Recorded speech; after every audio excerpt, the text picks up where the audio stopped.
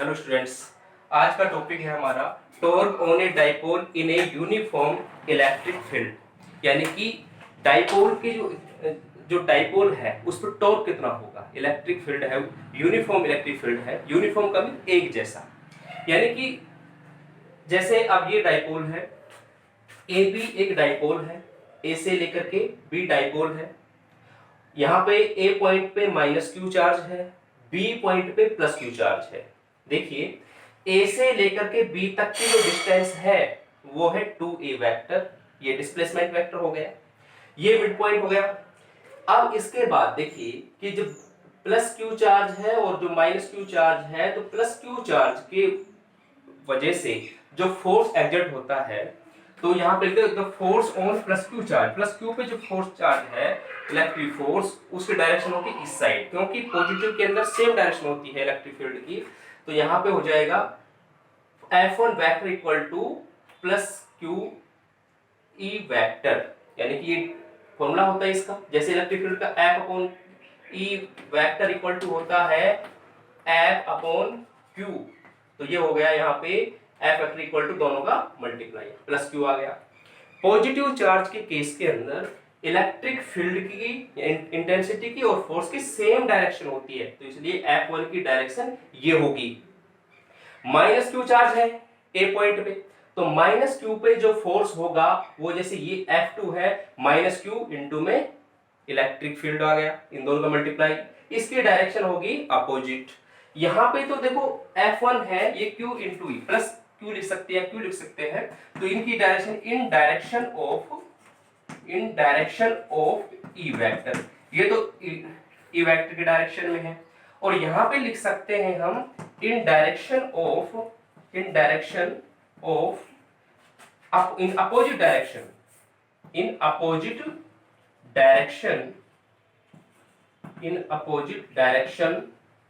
Of E vector के opposite direction में F2 force लगेगा।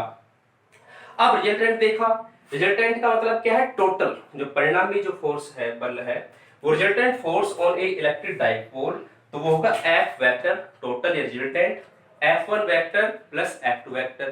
तो दोनों इक्वेशन से इसकी वैल्यू देखो, F1 वेक्टर की वैल्यू ये है, F2 वेक्टर की वैल्यू ये है। अब इन दोनों को ऐड किया तो इसकी जो वैल्यू पुट की, तो यहां से प्लस और ये माइनस, यहां पे टोटल जो वैल्यू आई वो कितनी आई, 0। तो 0 आई, तो इसका मतलब कोई ट्रांसलेटरी मोशन नहीं होगा, ना तो इस साइड जाएगा ना इस साइड जाएगा, क्योंकि कोई भी जैसे पार्टिकल है उसको बराबर फोर्स से इस साइड खींचे, इस साइड भी 4 न्यूटन का फोर्स इधर लगाया, 4 न्यूटन का इधर लगाया, तो वो एज इट इज रहेगा, यानी कि वो स्टेबल रहेगा। No translatory motion of the dipole takes place, यानी कि कोई भी ट्रांसलेटरी मोशन डाइपोल का वहां पे नहीं होगा। इसके बाद देखिए यहाँ पे डायरेक्शन देखिए इसकी, कि ये जो डायरेक्शन है यहाँ पे P वेक्टर जो लिखा है, ये डाइपोल मोमेंट है। डाइपोल मोमेंट ये होता है, डाइपोल मोमेंट क्या होता है, P वेक्टर की जो वैल्यू होती है वो 2a मल्टीप्लाई q, यानी कि इन दोनों में एक का मैग्नीट्यूड दोनों का सेम रहता है, प्लस क्यू और माइनस क्यू, डायरेक्शन अपोजिट है, तो 2a इंटू p, ये 2a into Q equal to p होता है डाइपोल मोमेंट। तो इसकी डायरेक्शन ये है। तो इधर देखिए यहाँ पे जो P वेक्टर की डायरेक्शन ये है, ये वाली दूसरा डायग्राम समझने के लिए, और ये इलेक्ट्रिक फील्ड की है, तो ये तो हो गया आपका डाइपोल मोमेंट, और ये क्या है, इलेक्ट्रिक फील्ड वेक्टर। अब इन दोनों के बीच में यहाँ पे जो थीटा था, एंगल था वो थीटा, यानी कि जो हॉरिजॉन्टल के साथ में एंगल कितना बना था डाइपोल, थीटा, तो ये जो एंगल है वो थीटा है। तो अब ये कह रहे हैं जो टो, अब जो इसके हम ये निकालेंगे डायरेक्शन कि जो tau vector equal to P vector cross E vector, क्योंकि अब ये क्रॉस प्रोडक्ट होता है, क्रॉस प्रोडक्ट में क्या होता है कि ये जो टो वेक्टर वो इस तरह बोर्ड के परपेंडिकुलर है, यानी कि ये जो टो वेक्टर है ये P वेक्टर के डायरेक्शन के भी परपेंडिकुलर होगा और E वेक्टर के भी परपेंडिकुलर होगा। जैसे मान लीजिए C वेक्टर है equal to A cross B vector, तो A क्रॉस B वेक्टर के अंदर क्या होगा कि जो तीसरा जो वेक्टर आएगा वो A वेक्टर और B वेक्टर, यानी कि जो दिए गए दो वेक्टर हैं उन दोनों के ही परपेंडिकुलर होगा। तो इसके अंदर ये होगा इसका परपेंडिकुलर वेक्टर, तो वही काम करेगा, A वेक्टर का काम ये कर रहा है, B वेक्टर का काम ये कर रहा है। तो ये सी वेक्टर का काम कर रहा है, दोनों के परपेंडिकुलर होगा। अब इसके हम क्या करेंगे, वैल्यू फाइंड आउट करेंगे टॉर्क की। ये तो हमारा फोर्स का एनालिसिस हो गया। इसके बाद देखिए हम वैल्यू निकालेंगे टॉर्क की। जो टॉर्क है वो टो से डिनोट होता है, तो उसकी वैल्यू फाइंड आउट करेंगे। वो देखिए कैसे होगी। अब इसके अंदर ये देखिए कि राइट एंगल ट्राइंगल आपको दिखाई दे रहा है। राइट एंगल ट्राइंगल ACB यानी कि 90 डिग्री है, तो ये है राइट एंगल ट्राइंगल। तो यहां पे लिख सकते हैं from right angle triangle ACB। और इससे अब निकालें, क्योंकि हमें जो वैल्यू निकालनी है, एक जो गिवन है, गिवन एक परपेंडिकुलर गिवन है और हाइपोटेनियस। तो यहाँ पे सबसे पहले ये इस पे कोस थीटा या साइन थीटा की वैल्यू निकालें, तो साइन थीटा जो होता है वो होता है परपेंडिकुलर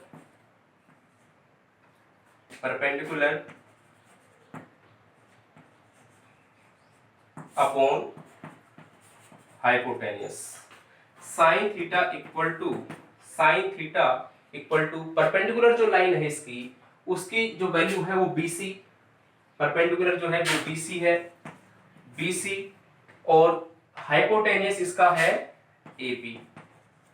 तो जो साइन थीटा होगा BC, B से लेकर के C तक की डिस्टेंस ये होगी। यहाँ पे AB की वैल्यू गिवन थी 2A वेक्टर, तो यहाँ पे BC अपॉन 2A। तो BC की जो वैल्यू होगी, क्योंकि हमें ये perpendicular find out 2A sin theta का रीजन बता रहा हूं मैं, 2A sin थीटा क्यों आया, BC equal to 2A sin theta. तो ये इक्वेशन होगी। तो ये हो जाएगा आपका 2A sin theta, equation third. अब यहाँ पे एक चीज है कि टॉर्क जो होता है हमेशा फोर्स, यानी कि जो अप्लाइड फोर्स है, force on charge multiply by perpendicular distance between line of action of force की जो लाइन ऑफ एक्शन है, यानी कि लाइन ऑफ एक्शन ये है, लाइन ऑफ एक्शन ये है, तो एक लाइन तो ये है और एक लाइन ये है। तो F1 F2 के बीच में जो परपेंडिकुलर रह गया, यानी कि ये वाला गैप, ये कि BC, तो उससे मल्टीप्लाई हो between line of forces of action, line of action of force. यानी कि अब इसको डिनोट करते हैं, टॉर्क को जो डिनोट करते हैं वो टो से करते हैं।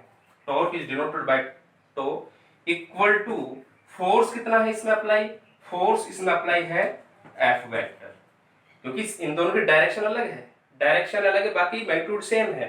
तो F वेक्टर और मल्टीप्लाई कर देंगे इससे परपेंडिकुलर डिस्टेंस यानी कि BC।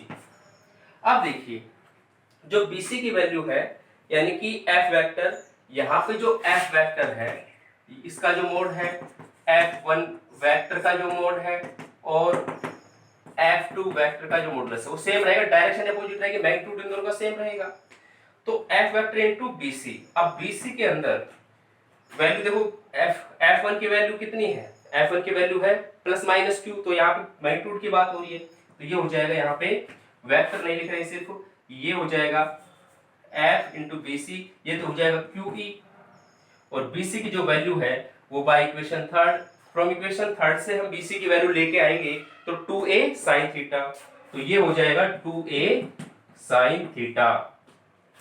यानी कि टॉर्क की जो वैल्यू आई तो ये हो जाएगा torque equal to 2AQ into यहां पे A sin थीटा, यानी कि E sin थीटा।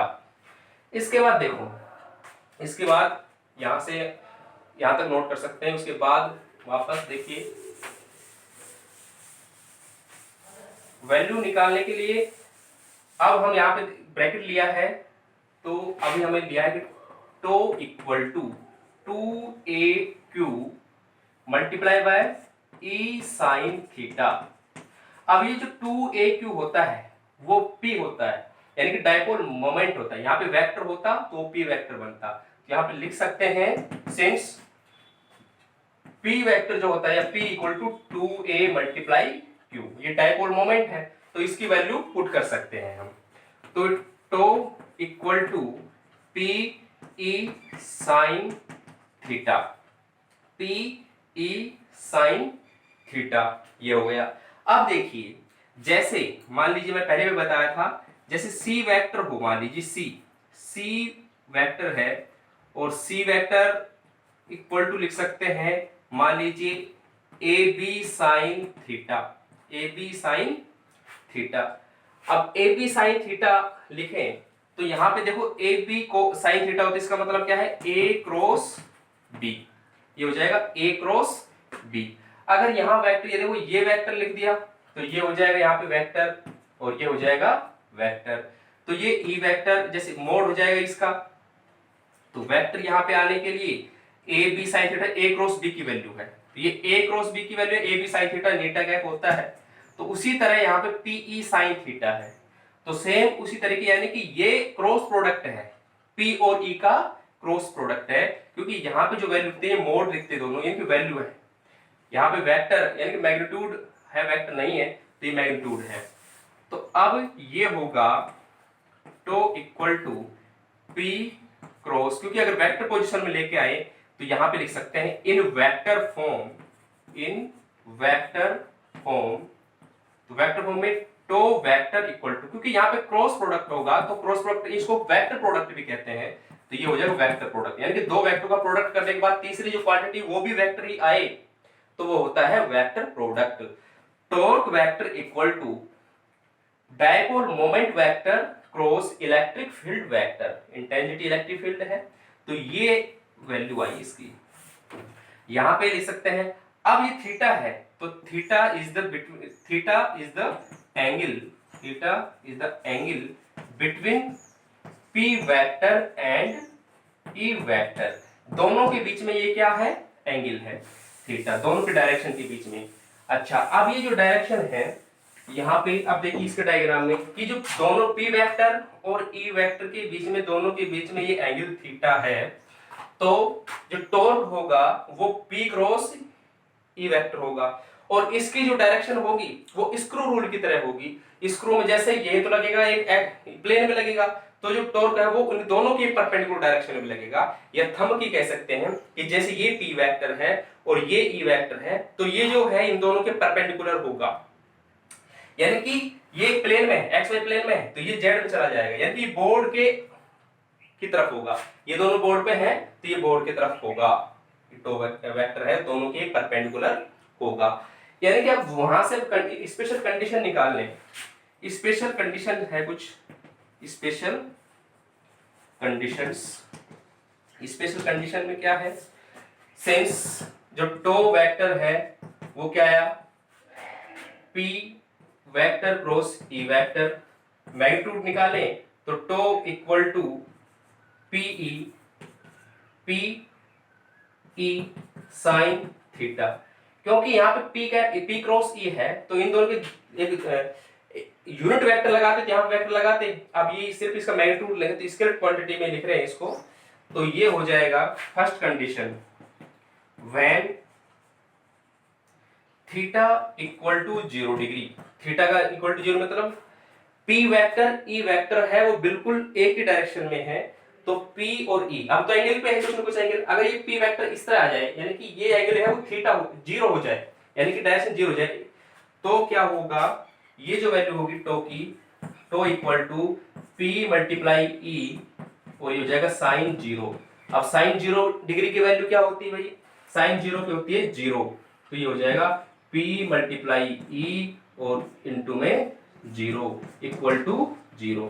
तो ये होगा स्टेबिलिटी, यानी कि जब साइन यहाँ पे जब 0 डिग्री लेंगे तो इसके अंदर जो कंडीशन है ये है स्टेबल कंडीशन इक्विलिब्रियम, इस कंडीशन को कहते हैं इट इज स्टेबल। स्टेबल का मतलब है नो मोमेंट, यानी कि स्थिर रहेगा, स्टेबल इक्विलिब्रियम, इक्विलिब्रियम ये आ गया। इसके बाद जैसे स्पेशल कंडीशन फर्स्ट थी ये, तो अब जैसे सेकंड कंडीशन लेके आए, सेकंड कंडीशन तो यहां पे देखिए अब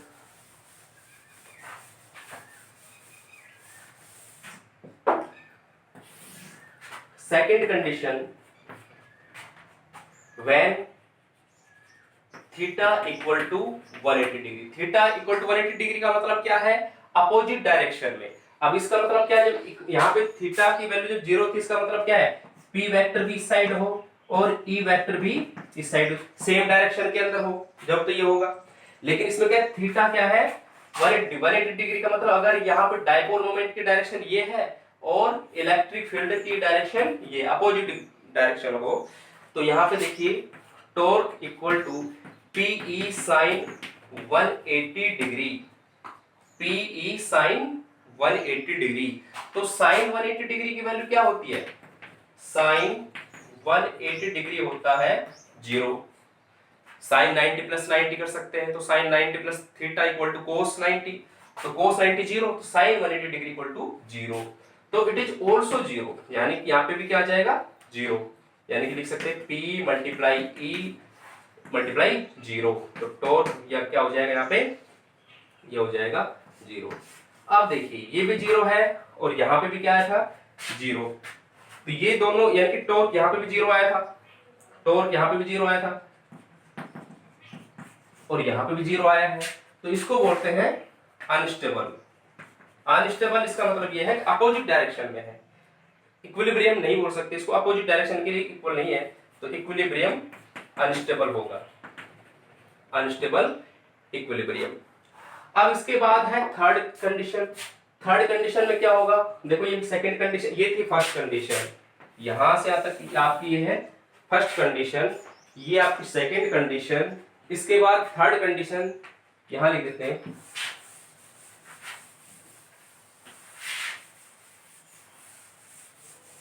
इसके बाद थर्ड,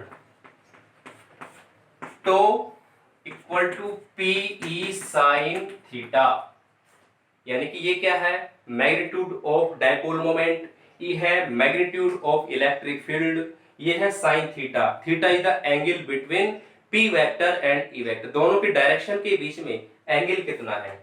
यानी कि अब ये थर्ड कंडीशन है, तो अब कंडीशन ले रहे हैं कि when theta equal to 90 degree, यानी कि दोनों एक दूसरे के परपेंडिकुलर हो। तो परपेंडिकुलर कंडीशन में क्या होगा कि जैसे अगर मान लीजिए ये डायपोल मोमेंट इस साइड है और इलेक्ट्रिक फील्ड इस साइड है, तो ये कितना होगा? 90 डिग्री। इस कंडीशन में यानी कि जो टॉर्क होगा, जो टॉर्क होगा वो कितना होगा? टॉर्क की जो डायरेक्शन है वो क्या होगी या फिर वैल्यू कितनी होगी? तो इस समय देखिए tau equal to P E और साइन 90, साइन 90, तो साइन 90 डिग्री की वैल्यू क्या होती है? 1, तो ये कंप्लीट 1 से मल्टीप्लाइड होगा तो पीई, तो ये वैल्यू आती है। अब इससे ज्यादा वैल्यू हो नहीं सकती क्योंकि यहाँ पे ये जो वैल्यू है ये है मैक्सिमम। तो मैक्सिमम टॉर्क कहाँ होगा? जहां पर दोनों की पी वेक्टर और इलेक्ट्रिक फील्ड वेक्टर के बीच में 90 डिग्री एंगल बनेगा, तो वहां पर टॉर्क मैक्सिमम होगा। ठीक है, तो तीन कंडीशन थी, जब थीटा 0 हो यानी कि सेम डायरेक्शन में, जब थीटा 180 डिग्री हो यानी कि अपोजिट डायरेक्शन में, और जब थीटा 90 डिग्री हो यानी कि आपस में क्या हो? परपेंडिकुलर। उन तीनों कंडीशन में टॉर्क की वैल्यू अलग अलग आती है। फर्स्ट कंडीशन में 0 आई, सेकंड कंडीशन में 0 आई, तो फर्स्ट वाले की जो डायरेक्शन सेम थी इस वजह से लिखा स्टेबल इक्विलिब्रियम। वहां पे डायरेक्शन अपोजिट थी लेकिन वैल्यू 0 थी इसलिए लिखा अनस्टेबल इक्विलिब्रियम। लेकिन यहाँ पे क्या है? डायरेक्शन दोनों के परपेंडिकुलर थी और वैल्यू आई मैक्सिमम। ठीक है, तो इसके बाद फिर न्यूमेरिकल्स क्लास होगी। ठीक है, इसको कर लेना।